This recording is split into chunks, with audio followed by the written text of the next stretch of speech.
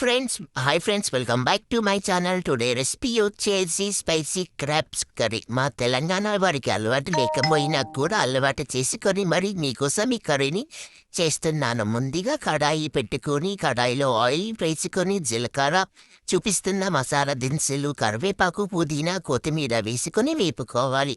ఎర్రగడ్డ మిశ్రమాన్ని అందులోకి వేసుకోవాలి. తర్వాత ఎర్రగడ్డ మొత్తం వేగిపోయాక అందులో పసుపుని జత కలపాలి. పసుపు వేగిపోయాక అల్లం వెల్లుల్లి పేస్ట్ని జత చేయాలి. అల్లం వెల్లుల్లి పేస్ట్ వేగిపోయాక పక్కకి క్లీన్ చేసి పెట్టుకున్న క్రాబ్స్ని అందులోకి వేసి గోల్డ్ కలర్ వచ్చే వరకు అందులో వేపుకోవాలి.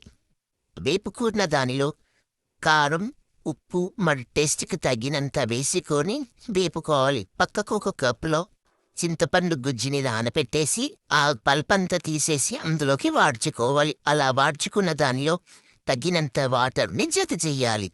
అలా చేశాక కుతకుతలాడుతున్న సమయంలో అందులో మసాలాని వేయాలి. మసాలాని వేశాక దగ్గరికి కర్రీ అయ్యాక స్టవ్ని ఆఫ్ చేసుకోవాలి. అంతే. టేస్ట్